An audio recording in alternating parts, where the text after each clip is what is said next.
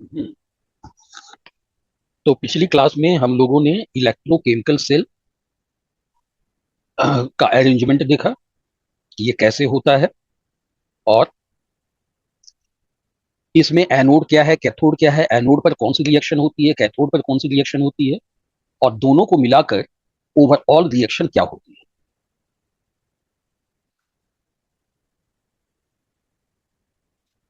अब यहां पर एक चीज को याद रखना है। देखिए, anode and cathode are connected by wire and volt meter externally.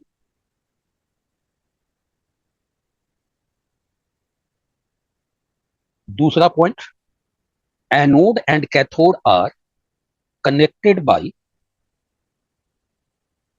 salt bridge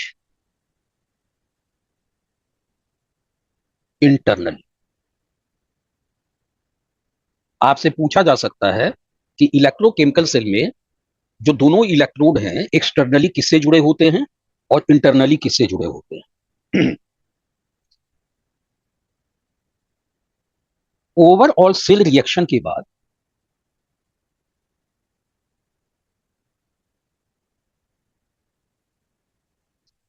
overall cell reaction क्या था? Zinc solid plus copper aqueous giving zinc aqueous plus copper solid. दोनों एंड में सॉलिड का होना जरूरी है, क्योंकि ये टर्मिनल को दिखाता है, इलेक्ट्रोड को दिखाता है। लेफ्ट साइड वाला सॉलिड एनोड को बताता है, राइट हैंड साइड वाला सॉलिड कैथोड को बताता है। अब एक और चीज आती है जिसे कहते हैं सेल रिप्रेजेंटेशन, यानी कि फॉर्मूले में या फॉर्मूले के द्वारा हम सेल को कैसे रिप्रेजेंट करेंगे। लेफ्ट हैंड साइड में जिंक रॉड है, जो कि जिंक एक्वस सॉल्यूशन में डिप्ड है, डूबा हुआ है। उसके बाद ये डबल लाइन हम खींचेंगे, दो वर्टिकल लाइन बताता है सॉल्ट ब्रिज को, बीच में आ गया सॉल्ट ब्रिज। फिर उसके बाद क्या आया? कॉपर एक्वस सॉल्यूशन, जिसमें कॉपर सॉलिड डूबा हुआ है, यानी कि डिप्ट है, डूबा नहीं हुआ है, उसके अंदर डिप्ट है। और ये क्या है? सॉलिड है, यानी कि इलेक्ट्रोड है। लेफ्ट हैंड साइड वाला एनोड, ये हुआ कैथोड, और double vertical lines salt bridge को इंडिकेट करता है। अब हम लोग सॉल्ट ब्रिज को थोड़ा सा डिटेल में पढ़ेंगे, क्योंकि हमारे बोर्ड में सॉल्ट ब्रिज पर शॉर्ट नोट्स आते हैं। जिलेटीन और agar gel is dissolved in hot and concentrated inert solvent like potassium chloride, potassium nitrate या ammonium nitrate. Inert salt and its paste is filled in U-shaped glass tube which is kept inverted in both vessels। Vessels क्या है? Half sales है। अब ये जो salt है वो क्या है? इलेक्ट्रोलाइट है ना? तो अब आपसे पूछा जाता है कि ये जो इलेक्ट्रोलाइट है उसकी क्या कैरेक्टरिस्टिक होनी चाहिए, ये अलग क्वेश्चन आता है। Characteristic of electrolyte used in salt bridge. देखिए, पहली कैरेक्टरिस्टिक इसकी क्या होनी चाहिए कि इलेक्ट्रोलाइट जो है वो इनर्ट होना चाहिए। यानी इनर्ट का मतलब ये हुआ कि अननेसेसरी किसी से रिएक्ट नहीं करे। The electrolyte should be inert. फिर दूसरा, जब इलेक्ट्रोलाइट का सॉल्यूशन बनता है तो क्या होता है कि उसके आयंस फ्री हो जाते हैं। तो आयन जब फ्री होंगे तो क्या करते हैं, वो फ्री आयन मूव करते हैं। तो अनायन, एक सॉल्ट अनायन को निकालता है, कीटायन को निकालता है, दोनों आयन को निकालता है, प्लस माइनस दोनों आयन को निकालता है। तो ये प्लस और माइनस आयन दोनों जो हैं, दोनों की जो मूवमेंट की स्पीड होनी चाहिए वो सेम होनी चाहिए। The cations and anions of electrolyte should be of same ionic mobility। अब नेक्स्ट आता है कि सॉल्ट ब्रिज का फंक्शन क्या है। फंक्शंस ऑफ सॉल्ट ब्रिज, पहला, टू कंप्लीट इलेक्ट्रिकल सर्किट। जब दोनों वेसल एक जो है पॉजिटिव आयन से सेचुरेटेड हो जाता है, दूसरा निगेटिव आयन से सेचुरेटेड हो जाता है, तो क्या होता है, इलेक्ट्रॉन का प्रोडक्शन रुक जाता है, जिसकी वजह से करंट का प्रोडक्शन भी रुक जाता है। तो फिर दोनों तरफ जब सॉल्ट ब्रिज के आर्म्स को डाल दिया जाता है तो इस तरह से सर्किट पूरी हो जाती है। सर्किट कैसे पूरी हो जाती है कि लेफ्ट हैंड साइड वाला जो है वहां पर सॉल्ट का अनायन उस सॉल्यूशन को न्यूट्रलाइज करेगा, और राइट साइड में केटायन जो है वो राइट हैंड साइड के सॉल्यूशन को न्यूट्रलाइज करेगा, और इस तरह से इलेक्ट्रिकल सर्किट कंप्लीट हो जाएगी। और इसने क्या किया, न्यूट्रलिटी को मेंटेन किया। To maintain electrical neutrality. तीसरा, अब इसको हम लोगों ने क्या किया है, ग्लास में रखा हुआ है ना, ग्लास में रखा हुआ है, और दोनों वेसल के कंटेंट आपस में मिक्स नहीं होने चाहिए, इसका भी ध्यान है, तभी हम लोगों ने इन्वर्टेड ग्लास ट्यूब का इस्तेमाल किया है। तो इस तरह से मैकेनिकल मिक्सिंग को ये रोकता है, टू अवॉइड मैकेनिकल मिक्सिंग। अब इस तरह से जो लिक्विड और लिक्विड जंक्शन पर जो पोटेंशियल पैदा होता है उसको भी पनपना ये रोकता है, to avoid liquid liquid junction potential. तो इस तरह ये चार इसके इंपॉर्टेंट फंक्शन है। अब चलिए कुछ चीजों को हम लोग समझते हैं। सबसे पहले ऑक्सीडेशन, उसके बाद रिडक्शन, उसके बाद डायरेक्ट रिडॉक्स, उसके बाद इनडायरेक्ट रिडॉक्स। ऑक्सीडेशन का एक लंबा चौड़ा इतिहास रहा है, यानी कि शुरुआत इसकी ऑक्सीजन से हुई थी, लेकिन धीरे धीरे साइंटिस्ट ने देखा कि कई जगह ऐसे हैं जहां ऑक्सीजन के साथ एसोसिएशन भी नहीं हो रही है, फिर भी ऑक्सीडेशन है। तो खैर वो हमारा मेन मकसद नहीं है। यहां पर जो है हम लोगों को इलेक्ट्रॉन के आधार पर ऑक्सीडेशन और रिडक्शन को डिफरेंशिएट करना है। लॉस ऑफ इलेक्ट्रॉन ऑक्सीडेशन है, गेन ऑफ इलेक्ट्रॉन रिडक्शन है, और ऑक्सीडेशन और रिडक्शन मिलाकर रिडॉक्स बनता है। तो डायरेक्ट रिडॉक्स क्या है, when both reduction and oxidation take place in the same vessel. जैसे कि मान लें ये एक वेसल है, इसमें एक तरफ एनोड रख दिया, दूसरी तरफ कैथोड रख दिया, और ये इलेक्ट्रोलाइटिक सॉल्यूशन है। This is anode, this is cathode. तो ये जो ऑक्सीडेशन रिएक्शन जो हो रहा है वो एक ही वेसल में हो रहा है। तो इस तरह के अरेंजमेंट वाले सेल को हम कहेंगे कि यहां पर डायरेक्ट रिडॉक्स हुआ है। लेकिन when reduction and oxidation take place in different vessels.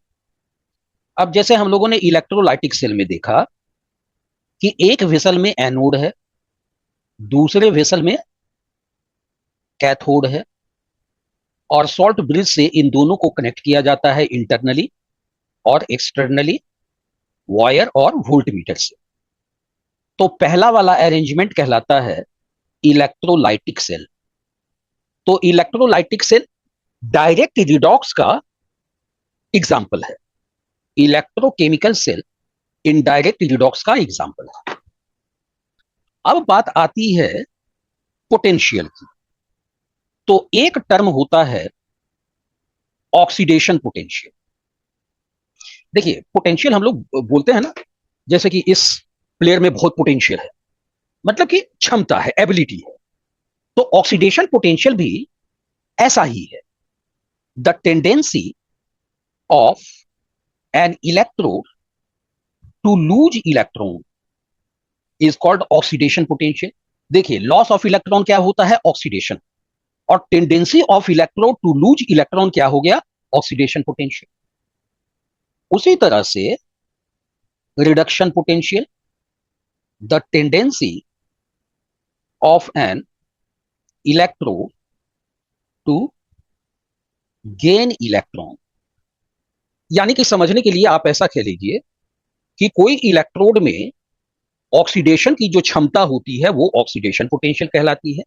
किसी इलेक्ट्रोड में रिडक्शन की जो क्षमता होती है, टेंडेंसी होती है, वो रिडक्शन पोटेंशियल कहलाती है।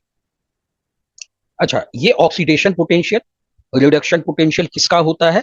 तो इलेक्ट्रोड का होता है। तो अब हम बात करेंगे इलेक्ट्रोड पोटेंशियल। देखिए, इसको दो तरह से हम लोग डिफाइन कर सकते हैं।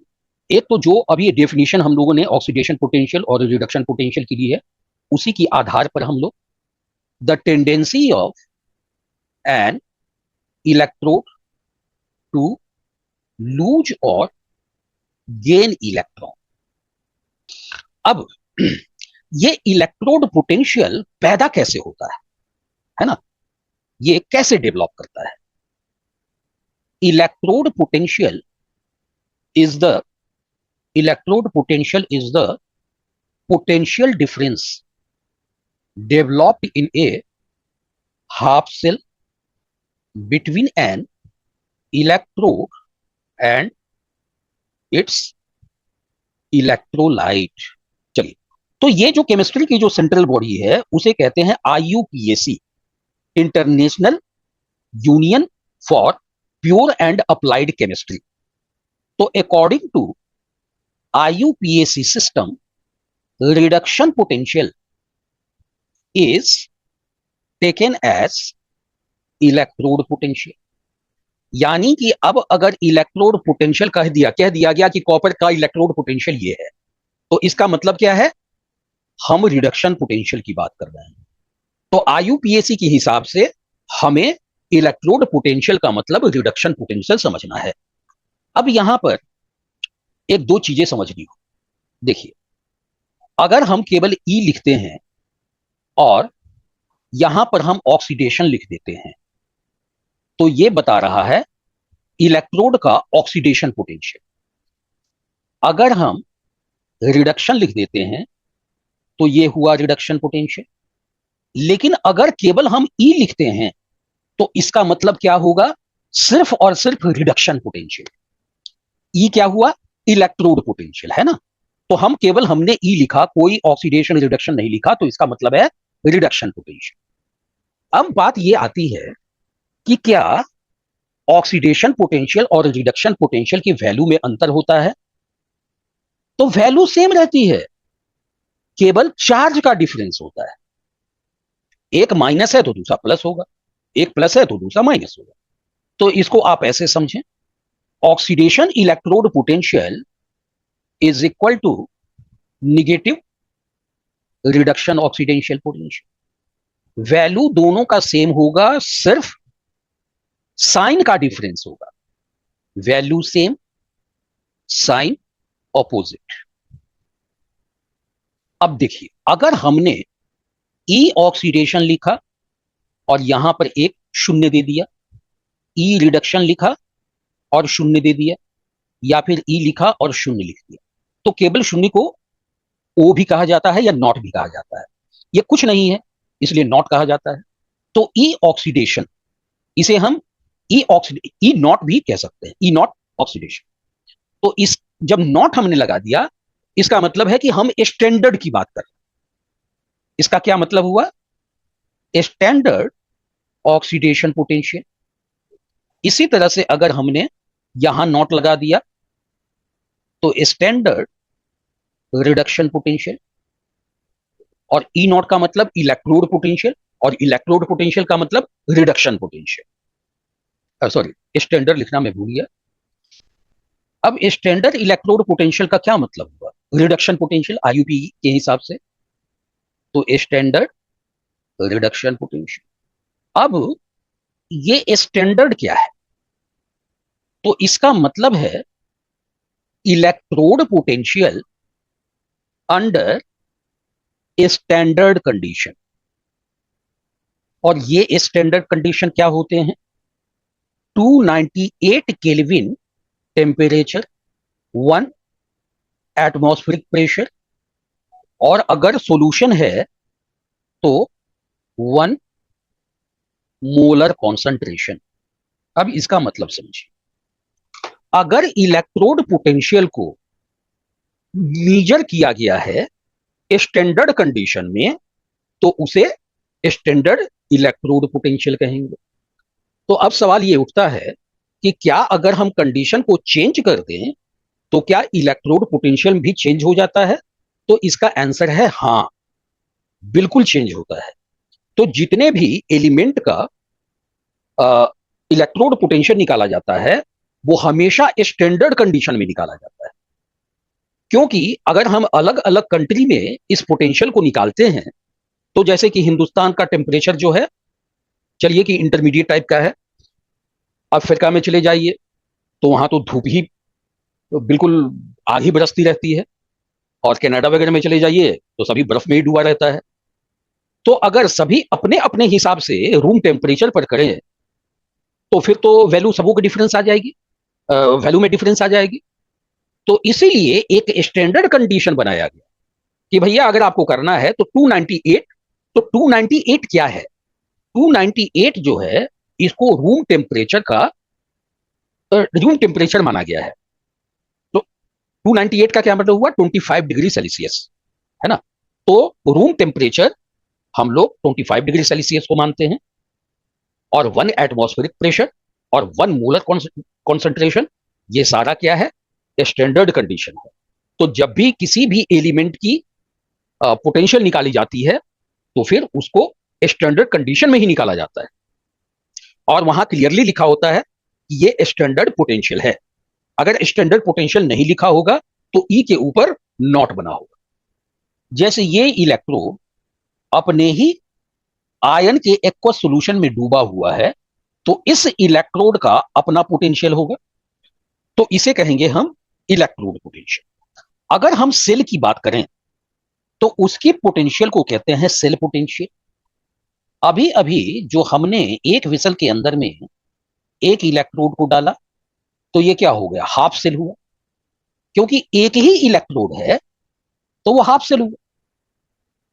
तो एक इलेक्ट्रोड से, एक टर्मिनल से तो कोई भी सेल बनता नहीं है, 2 टर्मिनल चाहिए। तो हमने एक और हाफ सेल लिया, या फिर समझ जाइए कि इसी में दूसरा इलेक्ट्रोड हमने डाल दिया, है ना? कोई भी, दोनों पॉसिबल है। यानी कि 2 इलेक्ट्रोड हमारे पास होने चाहिए। तो अब एक इसका इलेक्ट्रोड पोटेंशियल है, अब इसका एक इलेक्ट्रोड पोटेंशियल है।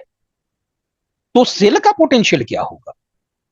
तो सेल का पोटेंशियल होगा इन दोनों के इलेक्ट्रोड पोटेंशियल का डिफरेंस। अब एक चीज और भी याद रखिए, सेल पोटेंशियल को ईएमएफ भी कहते हैं। ईएमएफ का मतलब होता है इलेक्ट्रोमोटिव फोर्स। तो सेल पोटेंशियल इतने नामों से जाना जाता है. It is the potential difference between the two electrodes in a cell. EMF या ई सेल, सेल पोटेंशियल एक और भी लिख लीजिए, इसे ई सेल भी कहते हैं. तो ई सेल क्या हुआ? ई सेल हुआ higher reduction potential minus lower reduction potential. एक ये इलेक्ट्रोड पोटेंशियल है और एक ये इलेक्ट्रोड पोटेंशियल है. तो इलेक्ट्रोड पोटेंशियल का मतलब आईयूपीएसी के हिसाब से हमें किसको लेना है? Reduction potential. यानी कि इसका रिडक्शन पोटेंशियल E1 E2, और लेफ्ट साइड में हमेशा क्या होता है? एनोड होता है. तो हम E1 की जगह पर E एनोड लिख सकते हैं और E2 की जगह पर E कैथोड लिख सकते हैं. दोनों रिडक्शन पोटेंशियल है, लेकिन इसमें एक ज्यादा होगा एक कम होगा. क्यों ऐसा है? क्योंकि सारे एलिमेंट इस दुनिया में अलग अलग एलिमेंट है, तो सबों की रिडक्शन पोटेंशियल डिफरेंट है. सेम किसी की नहीं हो सकती है, हो ही नहीं सकती है ना. तो उसमें कोई ज्यादा होगा कोई कम होगा. तो ई सेल का मतलब हुआ higher reduction potential minus lower reduction potential. अब एक चीज याद रखो, जब हम दो इलेक्ट्रोड लेते हैं और उनका रिडक्शन पोटेंशियल हमें पता होता है कि इसका स्टैंडर्ड रिडक्शन पोटेंशियल क्या है, तो जिसकी वैल्यू कम होती है वही एनोड की तरह काम करता है, और जिसकी वैल्यू ज्यादा होती है वो कैथोड बनता है.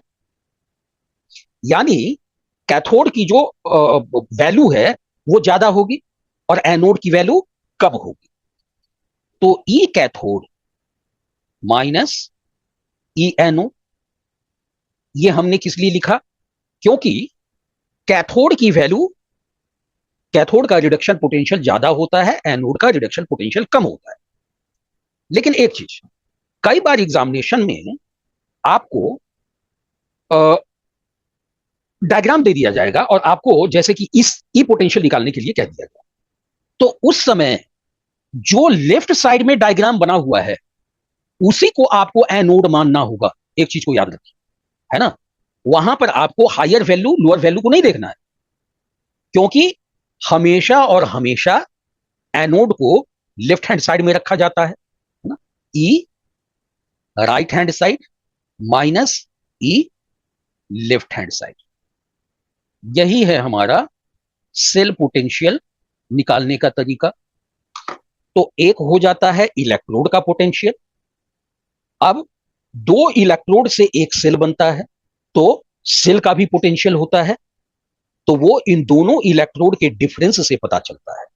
अब उसी तरह से हम ई नॉट सेल भी लिखते हैं, यानी कि standard E naught cell equal to E naught cathode minus E naught anode. अब एक नोट डाल लीजिए कि न्यूमेरिकल में कहां कहां पर गड़बड़ी होती है. कई बार क्वेश्चन में रिडक्शन पोटेंशियल नहीं दिया जाता है, ऑक्सीडेशन पोटेंशियल दे दिया जाता है. तो आपको बहुत कॉशियस रहना पड़ेगा. जब हम एग्जाम्पल करेंगे तो वहां पर मैं बताऊंगा कि कैसे कॉशियस रहना है.